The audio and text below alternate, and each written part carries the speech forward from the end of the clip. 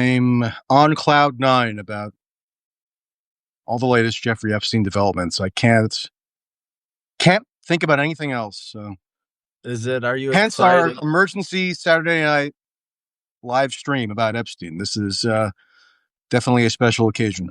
Yeah. Okay. So looks like the Substack glitch is working up again where I can't. Can you see the number of people in here? I can't see it. I can, yeah. Oh, you can? And you could see the chats too?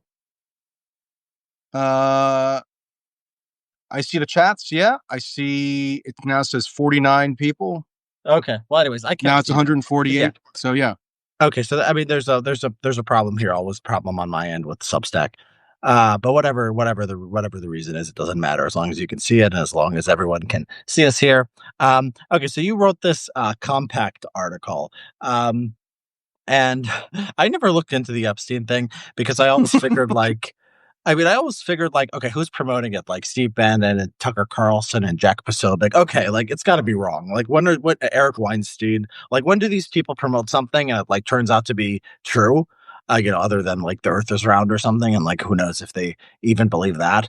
But it's even flimsier than I would have suspected. I thought there were like serious journalists who kind of were into the conspiracy. I took the idea that, for example, the idea that Epstein was an agent. I thought this was like in a court document or something.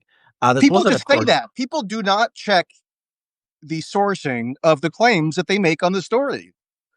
So Yeah, yeah, people will say that over and over. Sagar and Jetty, who I generally tend to like, and I've been on the show, I know him, but he did say on Tucker Carlson's podcast a few days ago that Acosta, who okay, so there's so much context that we always have to unravel on this story. If people aren't aware, Alex Acosta was the labor secretary in Trump's first term. He was previously a federal prosecutor in Southern Florida who presided over the the non-prosecution agreement for federal prosecution that Epstein subsequently was thought to have gotten a lenient sentence on the basis of he pleaded guilty to relatively minor state level charges on the basis of that federal non-prosecution agreement. It's a very tangled web. People can read, hundreds of pages of minute level, granular documentation of how that all came about if they really want to, but people don't read the actual documentation. I mean, there's literally like a 350-page Department of Justice Office of Professional Standards, I think it is, or what's the exact title of that DOJ entity? Office of Professional Responsibility report that people can go read from 2020 if they really want to, but nobody reads. Um, and so, yeah, I mean, that quote, that Epstein quote, belongs to intelligence as allegedly relayed by Alex Acosta is essentially just pure hearsay and falls apart upon even mild scrutiny. It appeared in one 2019 Daily Beast article by this person, Vicky Ward, who mm, attributed that quote on the part of Acosta to some exchange he had 2 or 3 years prior with Trump transition officials. And Acosta uh, and Ward attributes her acquisition of that Acosta quote to an unnamed senior administration official who she mm. had talked to 2 or 3 years prior. And I'm almost positive now. I don't know how this went over my head when I was first looking into it extensively. I'm almost positive that the senior administration official that she was talking to, or former senior administration official to that she was talking to, can you guess? Was Steve Yeah. Bannon. Was Steve Bannon, because Vicky Ward at the time was working on a book trashing the Kushners. And so Bannon had a huge feud with Jared Kushner, as you probably recall, in the first administration. And so she was talking to Bannon largely for that purpose. And people are asking in the comments, did Acosta ever deny it? Yeah, I should have put this in the compact article, but sometimes you're just overwhelmed with the flood of information on this stuff. Go read that OPR report. Acosta was interviewed about the Epstein non-prosecution agreement from 2007, 2008, and he was asked directly, did he have any knowledge of Epstein being a, quote, intelligence asset. Acosta stated to investigators that, quote, the answer is no. So, yes, he did deny it. When he was actually on the who record, did he deny he this had to? lied. What was He this? could have faced professional repercussions. What is this? Was this an investigation, or who was asking Acosta this? The Department of Justice Office of Professional Responsibility. So basically, like an internal watchdog. So he was under The oath. DOJ. Was he under oath? I don't know if he had to swear an oath, but like if he lied to the Yeah, DOJ, it's a crime. Whatever. yeah, He's got to tell the truth. It's not like talking to a if he journalist. lied to the Wow. not only would be a crime, it would ruin his professional prospects. You know, so in the one situation where it actually was necessary for him to be maximally truthful, you would think he did deny it. And yet you have all these influencers and even journalists and everybody just going around declaring willy-nilly that Epstein was an intelligence asset on the basis of one second or third hand hearsay quote that does not survive basic scrutiny. And there's He so much else along those lines related to the story that we could get into, but Yeah. it's So if wild. Bannon had just said it himself, nobody, I think, would take it that seriously. The fact Right. that Bannon gave it to a journalist who cited him, I think it makes it much more serious because people just know Bannon is kind And of a crank. Bannon at the time had a close relationship with Epstein. He Yeah. did 15 hours of interviews that he's still never released How on did they video. get close? What's the story between them? So they got close. I don't know the exact story of how they met, but Epstein was very enigmatic and, let's say interesting because he did make a point to convene all manner of people for like salon style discussions at his various properties. Mm. So in New York, in Palm Beach, in New Mexico, at the notorious island, etc. He had an office at Harvard where, because he gave money to Harvard, they gave him some kind of office, and he would host these like academic symposiums where he would invite people from different fields and they would talk about things. And, you know, if you listen to Michael Wolff, the journalist, describe it, who is also tied in with Bannon, I mean, Michael Wolff was invited by Epstein in 2014 to begin attending these salons or these soirees or whatever you want to call them. And as Michael Wolff tells it, they were genuinely fascinating. I mean, there would be very high profile people who you just happen upon who would be at these events and they would have like freewheeling discussions. And I don't know, like, would you go to some event if there was a chance that there'd be like a Nobel Prize winning scientist, a current or former prime minister, maybe a famous actor, and fill in the blank for other like notable guests? Yeah. I probably would. Yeah. And yet, if I accepted an invitation in 2014, now I would be probably petrified because I could be claimed to be in some file by which association I would therefore be assumed to be a child predator. Yeah. Okay. So yeah, that's that quote. So that's all the Epstein intelligence. That seems like nothing. And then the other big thing is I mean, it's Virginia. possible that he consorted with different intelligence related persons or It's assets possible. over the years because he consorted with like an astonishing array of prominent and powerful individuals. Yeah. Yeah, Epstein got around.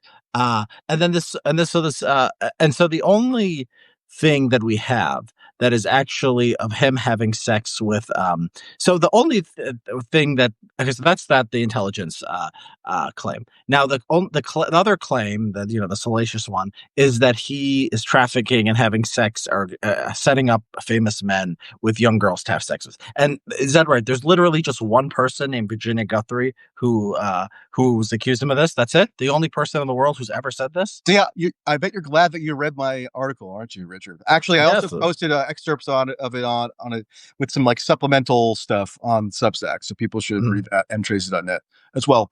But yeah, okay. So here's what's so maddening about this whole issue. And again, if you do even the most basic scrutiny of any facet of this issue, you know what you're going to be accused of?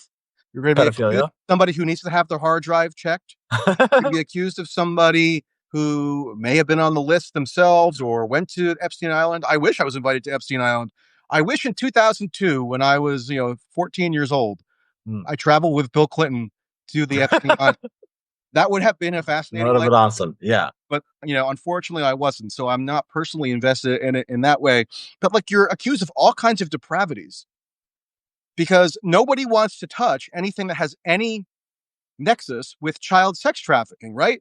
That's why all these people have settled these cases, including banks, J.P. Morgan, Deutsche Bank. And This what is do all they get sued for? What do they even get sued for? Deutsche Bank and the other what was the other bank? They get Deutsche sued. Bank and Why? J.P. Morgan. Because they handled Jeffrey Epstein's money. More or less, yes. So they're accused of being complicit in enabling his crimes.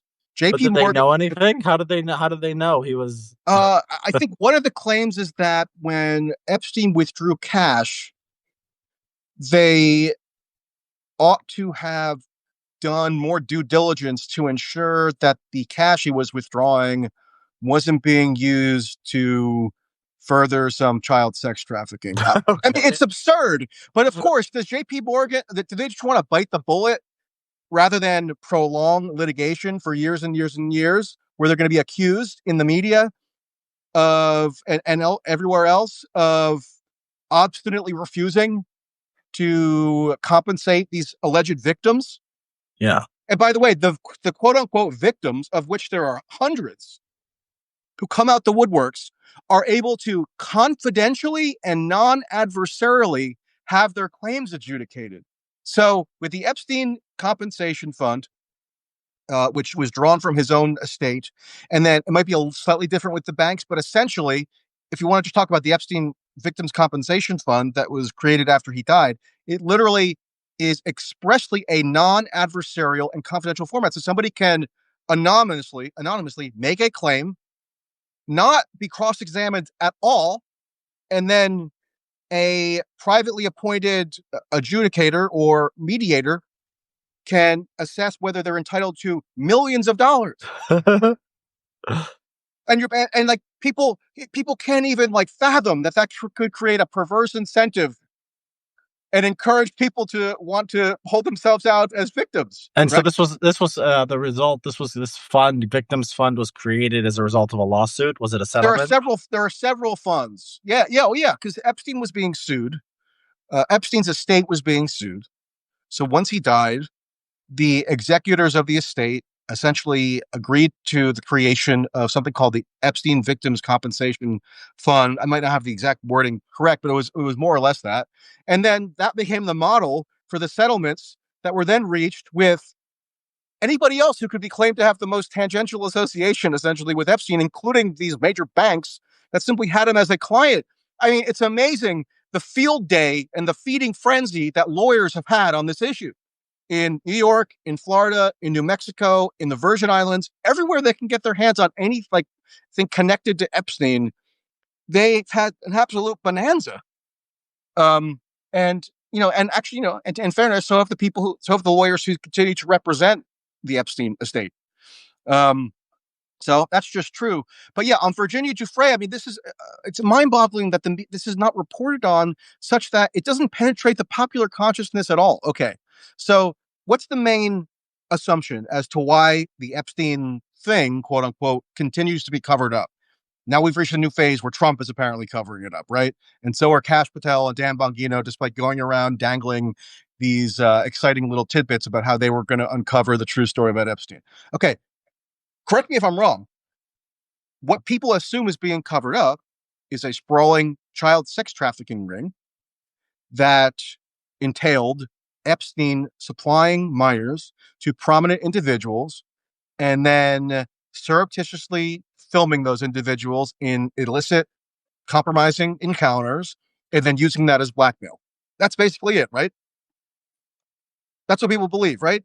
And so the only basis for people to even have that belief is the accusations that have been unleashed by this person, Virginia Giuffre, who is essentially the initial, most Do we influential, did she high even like? profile Do we accuser. know if she even like knew Epstein? I mean, is there any even contact with her and Epstein?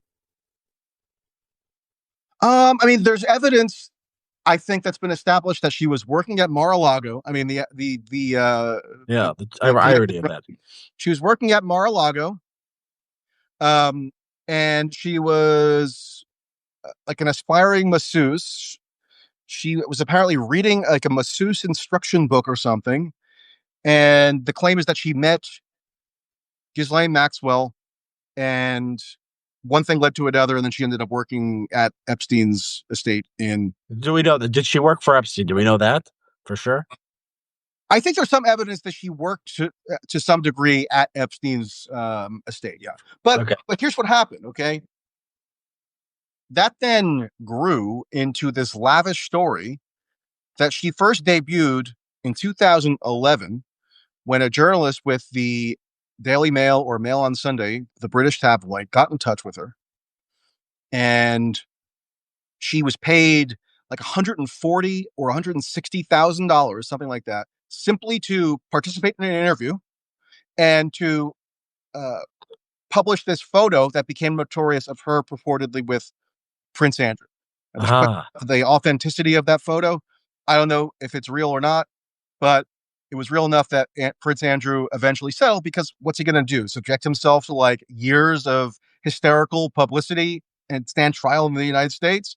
right. So Anyway, she seems to have had a photo of her with Prince Andrew and Jeffrey Epstein.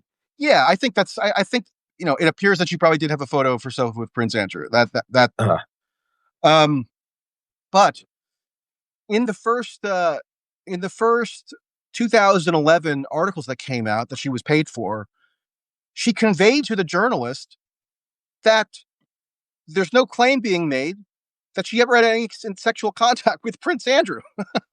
And the wow. stories get more and more grandiose over the years. She gets in touch with lawyers uh, who, by late 2014, have her signed on to another pending lawsuit. Okay, so there was a pending lawsuit in which her lawyers on her behalf added a filing that was stemmed from the Florida convictions in 2007, 8 being unlawful because other a certain class of victims had not been properly notified that there was a settlement in place. Okay, and that's when Giuffre makes her first blockbuster claims of having been sex trafficked to a host of prominent individuals. So she claims she was sex trafficked to Alan Dershowitz, to the former majority leader of the United States Senate, George Mitchell, to the former U.S. ambassador to the UN and New Mexico Governor Bill Richardson. She claims that she saw Al Gore and Tipper Gore at the Epstein Island, but that was essentially disproven. She didn't make a specific sexual claim about them, but yeah, she makes all these claims about Bill Clinton. She says she also just makes a general claim that she was trafficked to a host of foreign princes and prime ministers and presidents and so forth. And it creates a huge media firestorm. Okay. And as the claim gradually gets litigated, central facets of what she's alleging fall apart, culminating in, by 2022, Dershowitz finally being able to extract an admission from her that she had falsely accused him of child sex crimes for nearly a decade. Now, everything that Dershowitz has, if you go back and look at what Dershowitz has said about this case from 2014, when Gouffre's filing first came out, accusing Dershowitz, through 2000 through to present, everything has been vindicated. Mm. And yet it just doesn't penetrate like the popular consciousness. Dershowitz says she's a serial liar. She doesn't know truth uh, from fiction. You can't any allegation that is predicated on on a claim of hers ought to be discounted because her credibility is so in tatters. And when there was finally a trial that was held that could most authoritatively adjudicate this main central claim that people are so wedded to, which is that there was this child sex trafficking ring that entrapped prominent people and was orchestrated by Epstein, and then he used blackmail to silence those prominent individuals for some unknown purpose.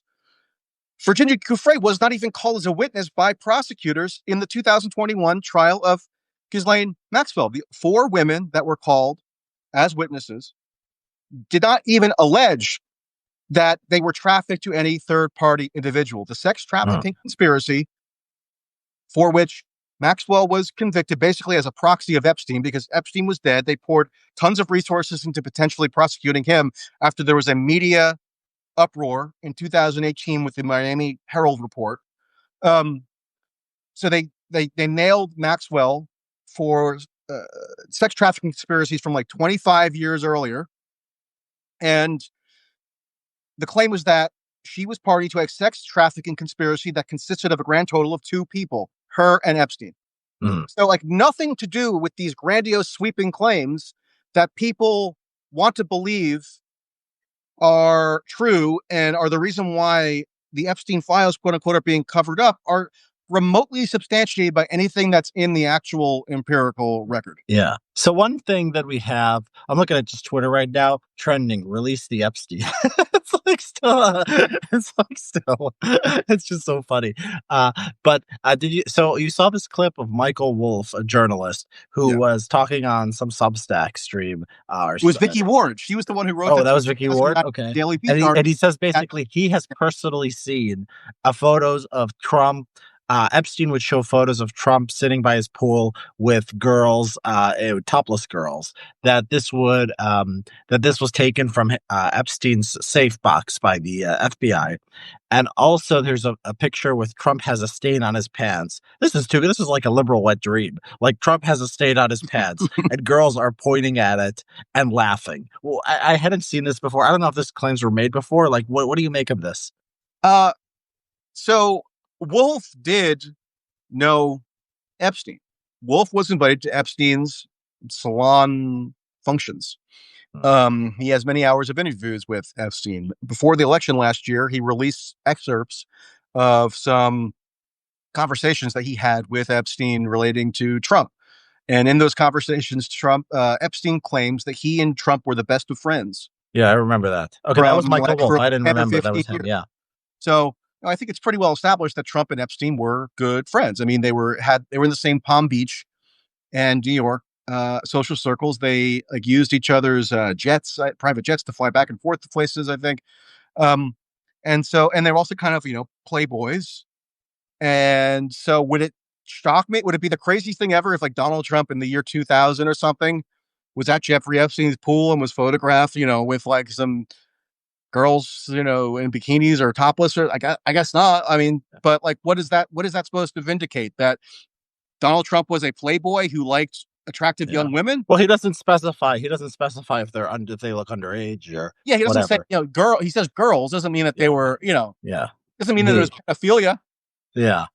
Yeah, the pointing and laughing. Do you think that's true? I mean, he is he the kind of guy? I know that he's used sources. I know I've heard people question kind of his credibility. Well, what's your Yeah, his impression of him as a journalist? methodology sometimes is a little suspect.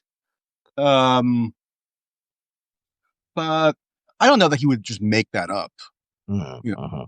mhm. And so Bannon has claims to have 15 hours. Talk to us about Bannon and Yeah. So there was Epstein. like a trailer that came out several years ago for came out in 2021 for some documentary that Bannon claimed to be working on. Um, and it included a one-on-one video interview with himself and Epstein, which was significant because there's hardly any direct interviews anywhere with Epstein in that format. And I think there are none. I mean, he's done some like print interviews over the years, going back decades. He had those kind of low quality audio style recordings with Wolf, but this would be one of a kind. But there's only like the tiniest snippet of Epstein and Bannon in this interview. And apparently it had something to do with Bannon wanting to coach Epstein for a 60 minutes interview. Like he Okay. had encouraged Epstein to do some 60 minutes interview. And I don't know what exactly, like dispel some of the claims that have been made against him. This was before he was arrested in 2019. Um, and for all this time, this 15 hours of interviews, almost 16, that Bannon confirmed existed, have just been, I don't know, sitting in Bannon's vault somewhere. Are they in the Epstein files? Whatever, wherever they are, they haven't been released. And so, like all this, like all this, like right wing internet clamor to release the Epstein files, and like how come there hasn't been clamor for Bannon to release this like priceless material with Epstein? Now, apparently, I saw that he was asked about this today by somebody at the TPUSA conference, and now he's claiming that sometime next year they're going to be released in like some multi-part series. What's stopping him from just releasing the raw interview footage now? Like, so he's going to cut it all up and put it into some documentary? No, I mean, how about just release the raw footage, Steve? Like, you could do that Yeah. tonight.